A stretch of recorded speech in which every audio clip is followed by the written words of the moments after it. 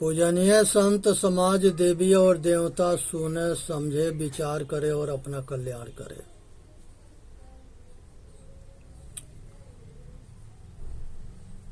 भाई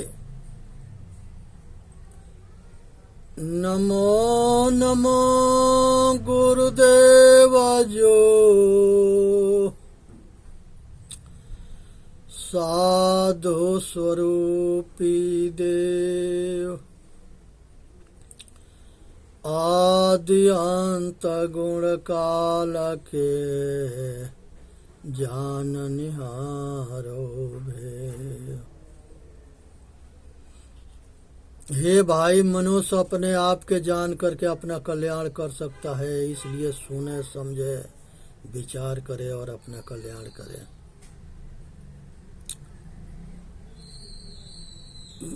ये संसार के अंदर मनुष्य जो है अपने जीवन के रक्षा करने में समर्थवान है, और ये अपना जीवन के रक्षा तबे करता है जब ये अपने दुख को जानता है। तो इसलिए जो है सभी नर नारी जो है अपने कल्याण मार्ग के समझे और विचार करे। यहाँ पर जो है सतगुरु कबीर साहब बताते हैं,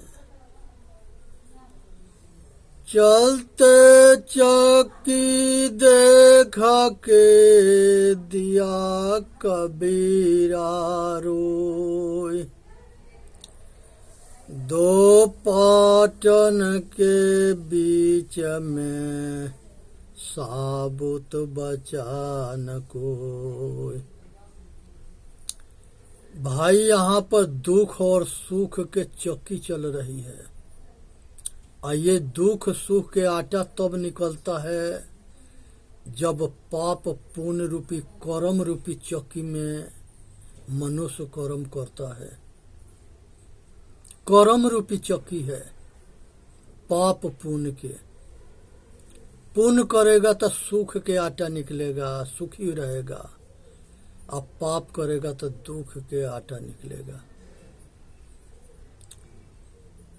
मानुष तेरा गुण बड़ा मास न आवे काम, हाड़ न होता है आवरा त्वचा न बाजन बाज।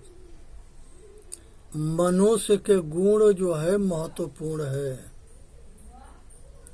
मनुष्य अगर आचरणशील है, रहनी गहनी सहनी है, तो लोकप्रिय होगा, लोक हित में काम करेगा और लोग उसके पसंद करेंगे।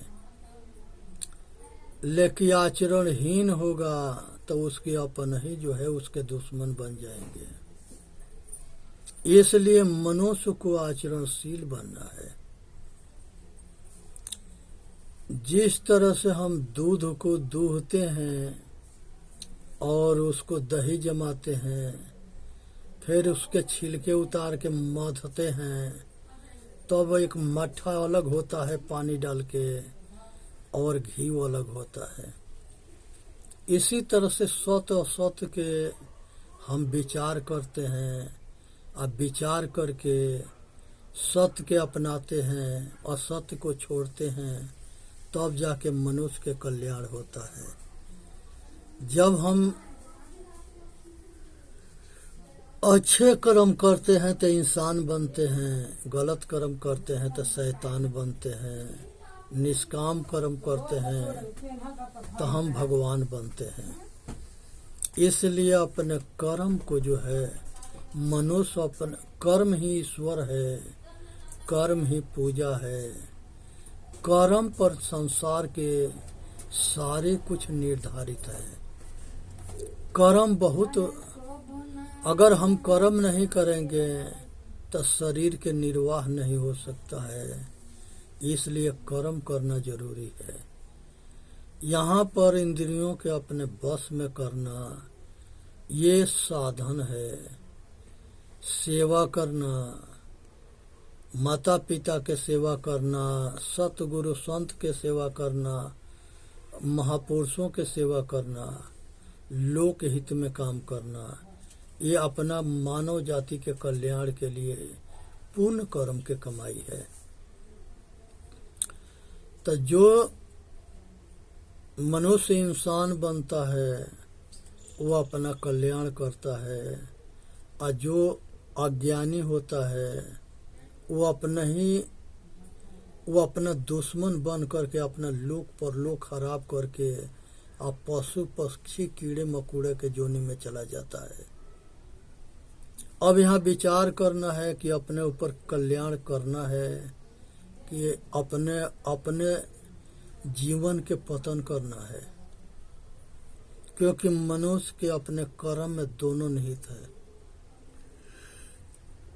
कर्म से वो अपना महान बनेगा, अपना कल्याण करेगा, और कर्म खराब होंगे तो अपना पतन करेगा, अपना विनाश करेगा। तो इसलिए जो है अपने इंद्रियों के अपने बस में रखना बहुत जरूरी है। इंद्रियों के बहकावा में आकर के इंद्रियों के लंपटई में ना बह जाना है, अपना लोक परलोक ना खराब करना है, हमेशा होश में रहना है, बेहोश ना होना है। इसलिए संसार के अंदर मनुष्य अपना कल्याण तबे कर सकता है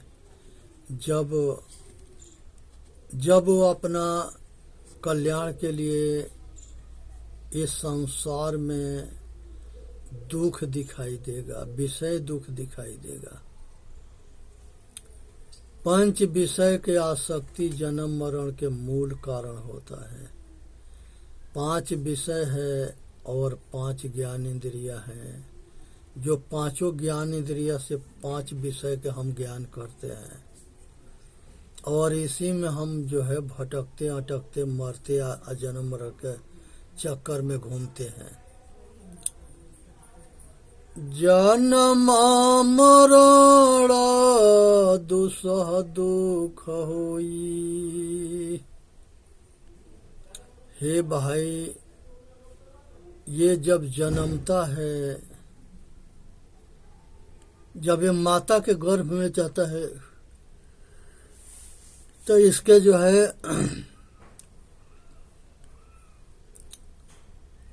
9 महीना जो है उल्टे लटका रहता है और भयंकर दुख पाता है। जन्म मरण दुसह दुख हुई।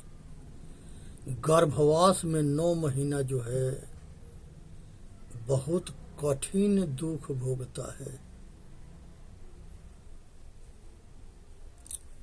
और इसी दुख से बचने के लिए जो हमारे संत गुरु हैं वो ये बताते हैं कि ये दुख से तुम अनादि काल से इस जन्म मरण के जेठराग्नि में गर्भाशय में आते जाते बहुत काल बीत गया है। जब जन्म लेके बाहर आते हो तो स्त्री या स्त्री के भाग्य के विषय में चिंतन करते हो, और यही संस्कार है, यही तुम्हारी यादगारी तुम्हारे फिर उस गर्भवास में ले जाता है। इसलिए इसके खेल से तबे बच सकते हो जब नारी के भोग के त्याग करोगे, नारी के भोग के त्याग करोगे, नारी के रोग के त्याग करोगे, नारी से दूर रहोगे। यही कारण था कि संसार में जितने महात्मा हुए, बैरागी हुए, वो माया के जो है माया से विमुख हुए, और विमुख हो करके और जगत गुरु शंकराचार्य तो कहे हैं कि नारी के सारे सुख के त्याग देना ही वैराग है।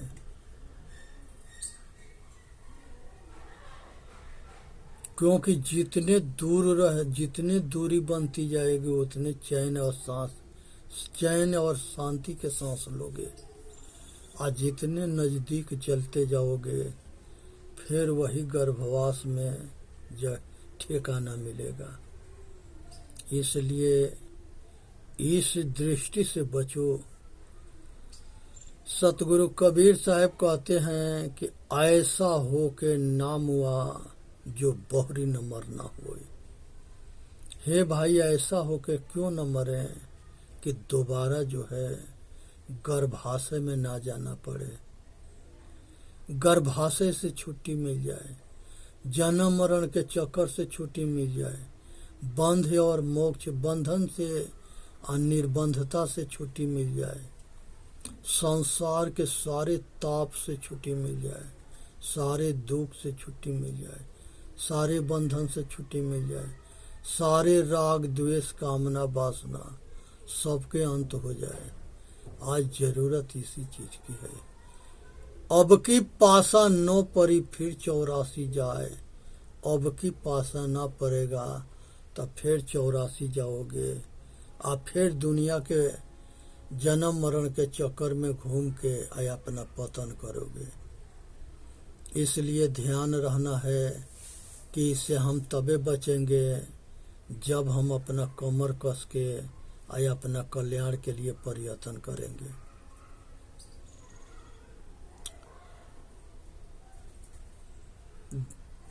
भरत जी राजा संतनु के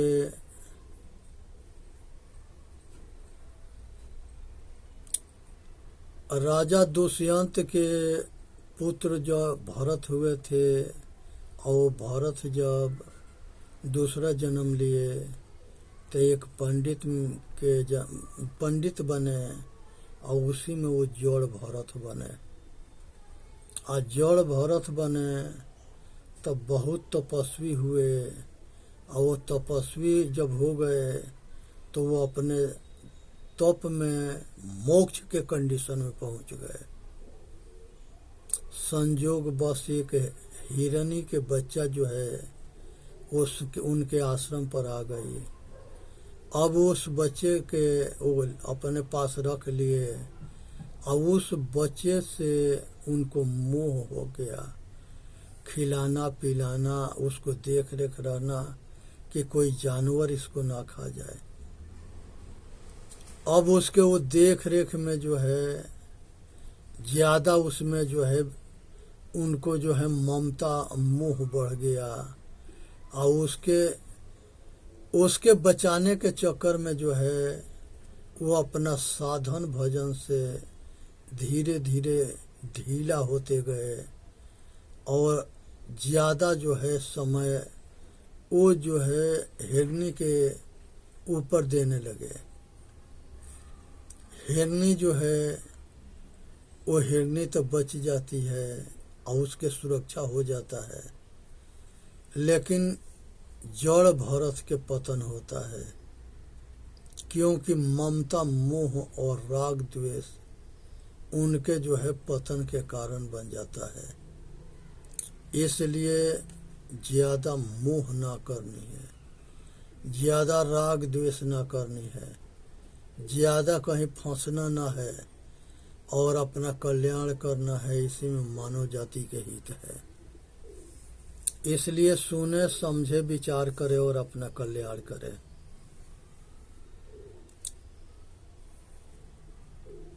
अरुणी ऋषि बहुत ऊंच कोट के ऋषि थे और अरुणी ऋषि के नाम ही उद्दालक ऋषि भी था। और अरुणी ऋषि के एक पुत्र होता है, उस पुत्र के नाम है श्वेत केतु। उद्दालक अरुणी के पुत्र श्वेत केतु होता है। वो जो है 12 बरस के अवस्था तक ले जो है उदंड टाइप के हो गया, ना पढ़ता लिखता कुछ न था। और इस बात से अरुणी ऋषि के बहुत दुख हुआ। वो अपने बेटे के बुलाए, कहे कि बेटे हम जो है आत्मज्ञानी ब्रह्मज्ञानी लोग हैं, हमारे खानदान में कोई मूर्ख नहीं होता, इसलिए तुम किसी गुरु के पास जा कर के विद्या के अध्ययन करो और विद्वान बनो, ब्राह्मण बनो, जिससे मनुष्य जाति के कल्याण हो। इनके बहुत कहने के बाद जो है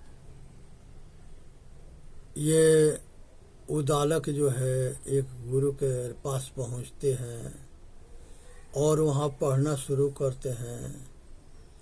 और पढ़ लिख करके जो है 12 बरस बीत जाता है, लेकिन अरुणी के अपने ज्ञान के या अपने विचार के धन बल के ऐसे उन्माद हुआ कि वो अपने आप को नहीं संभाल पाए। जब वो अपने घर पढ़ लिख करके आए तो उनके पिता थे, वो अपने पिता के नमस्कार न किए। तो अरुणी ऋषि उदालक के पता लग गया कि ये पढ़ के तो आया है, लेकिन इसको इसके विद्या के अहंकार रूपी भूत इसके खोपड़ी पर सवार हो गया है। अब उसके अहंकार रूपी भूत उसके खोपड़ी पर सवार हो गया। तब उदालक ऋषि उसको बुला के पूछे कि बेटा तुम पढ़ आए? कहा कि हाँ हम पढ़ आए। कहे कि ये बताओ कि कौन ऐसा है जिसके जानने के बाद संसार के सब कुछ जाना हुआ हो जाता है? उसने कहा कि प्रभु ये तो बात हमारा गुरु हमको नहीं बताए। कहे कि ना बताए तो क्या बताए? जो कुछ बताए थे वो बता दिया अपने पिता से। पिता कहे कि जितने पढ़ कर के आए हो इसे पेट पाल सकते हो, जीवन के निर्वाह कर सकते हो, लेकिन अपना कल्याण नहीं कर सकता। वो कहा कि इसके लिए पिताजी क्या करना पड़ेगा? तब जाकर के अरुणी ऋषि उसको आत्मज्ञान के विषय में बताते हैं और बता करके ये बताना चाहते हैं कि जो अपने के जानता है वो दुनिया को जानता है, और जो अपने के नहीं जानता है वो कुछ भी नहीं जानता। तो इसलिए जो है जब देखा श्वेत केतु कि हमारे पिताजी जो प्रश्न पूछते हैं उसके हम उत्तर नहीं दे पा रहे हैं, इसका मतलब कि हमारा विद्या अधूरा है। तो वो अपने पिता से प्रश्न करता है कि पिताजी आप ही बता दो कि वह पुरुष वह क्या तत्व है, कौन है जिसके जानने के बाद संसार जाना हुआ हो जाता है। तब जो है अरुणी ऋषि उसको बताते हैं कि वह जो है चेतन आत्मा रूपी ब्रह्म है। जो अपने के जान जाता है वो दुनिया को जान जाता है, जो अपने के ना जानता है वो किसी के ना जानता है। अब इस बात को जान के, सुन के, समझ के, विचार करके अपना कल्याण करनी है, इसी में मानव जाति के हित है। और इसी बात के लेकर के वो धीरे धीरे जो है श्वेत केतु पढ़ता गया, समझता गया, और आत्मज्ञान के जो है बहुत पहले सबसे प्रथम जो है यही श्वेत केतु जो है आत्मज्ञानी, बहुत अच्छा आत्मज्ञानी बना। और इसी श्वेत केतु के बुआ थी सुजाता, उदालक, अरुणी ऋषि के उदालक के वो पुत्री थी, अकहोड़ दामाद थे। तो जब वो सुजाता के गर्भ में अष्टावक्र थे तो उन्होंने जो है उनके पिताजी शास्त्रार्थ कर रहे थे, तो अष्टावक्र जो है अपने पिताजी से कहे कि पिताजी आप जो है झूठ के जबरन सिद्ध करने के लिए क्यों प्रयत्न करते हो? असत्य असत्य होता है, सत्य सत्य होता है। तो इन्होंने अपने विरोध बात सुन करके और कहोड़ ने अष्टावक्र के श्राप दिए कि तुम जाओ 8 अंक के टेढ़े हो जाओ। अष्टावक्र जो है उनके श्राप से 8 अंक के टेढ़े हो गए, लेकिन 8 अंक के टेढ़े होने के बावजूद भी जो है वो अपना सतमार्ग में चलते रहे। और जिस समय वो गुरुकुल में पढ़ रहे थे उसी समय जो है कहोड़ जो है राजा जनक के दरबार में बंदी से हार करके जल समाधि ले लिए थे। पहले ऐसा ही हिसाब था कि जो हार जाता था वो दूसरे के जो है जैसा वो उसके जो है नियम होता था उसके पालन करना पड़ता था। तो इसी बात के जो है एक दिन उद्दालक ऋषि के गोद में श्वेत केतु बैठा था, तो वहाँ से हटा करके अष्टावक्र के उद्दालक श्वेत केतु बैठ गया और कहा कि ये तुम्हारा पिता ना है, ये हमारा पिता है। फिर उसने पूछा कि हमारा पिता कौन है? श्वेत केतु कह दिया कि जाओ अपनी माँ से पूछो कि तुम्हारा पिता कौन है। वो जा कर के अपने माँ से पूछा कि माँ बताओ कि हमारा पिता कौन है। कहे कि तुम्हारा पिता जो है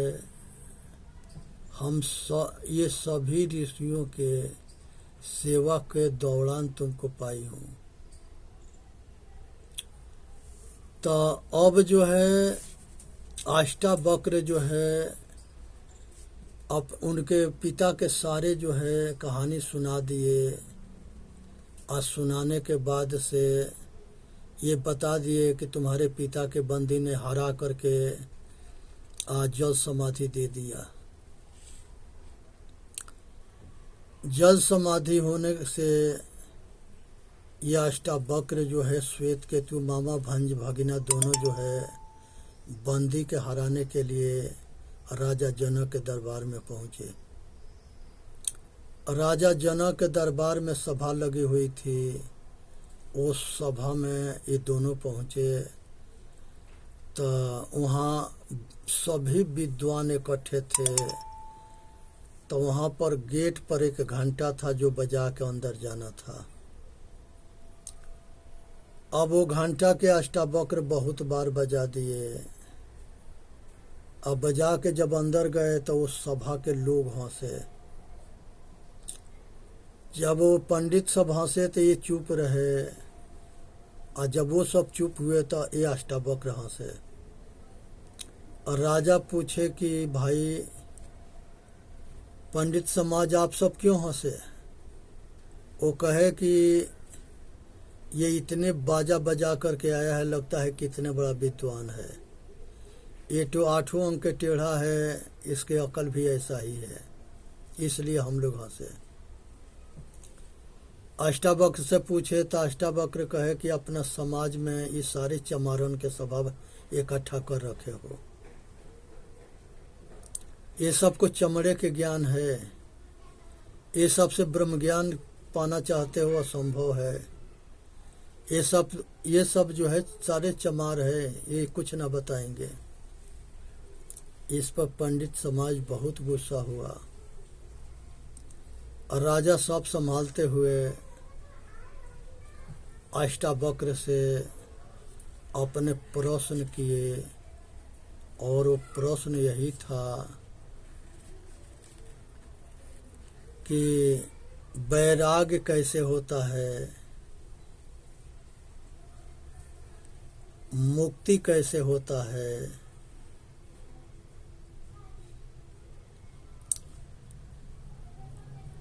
और मनुष्य जो है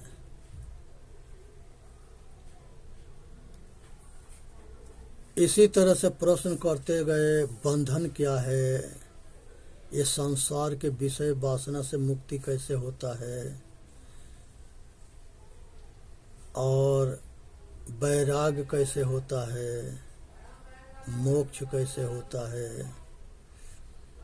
इस तरह से वो प्रश्न करते गए और राजा जनक जो है उनको कहे कि ये विद्या के जो है राजा अपने सिंहासन पर बैठे थे, वहाँ इनको आदर दिए और एक एक करके प्रश्न पूछते गए, और सब प्रश्न के वो एक एक करके उसके उत्तर भी बताते गए।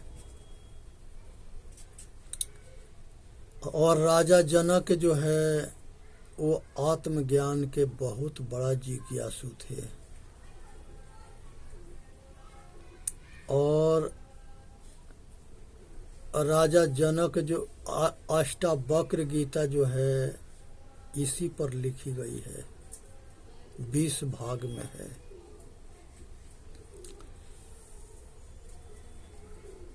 तो इस चीज के समझना है, जानना है, अपना कल्याण करना है। और बंदी के भी शास्त्रार्थ में अष्टावक्र हरा दिए थे। अब फिर उसे कहे कि हम चाहें तो तुमके जो है जल समाधि दे सकते हैं, लेकिन हमारा ऐसा उद्देश्य नहीं है।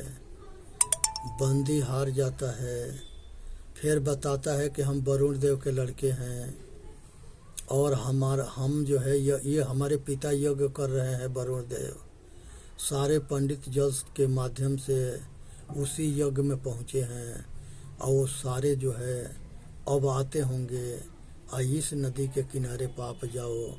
तो उस जगह जो है सब पंडित आए और उसमें कहोड़ भी आए। तो कहोड़ दे करके और बहुत प्रसन्न हुए कि जिस बंदी ने हमको प्रस्त किया था, हमारा पुत्र बंदी के प्रस्त कर दिया।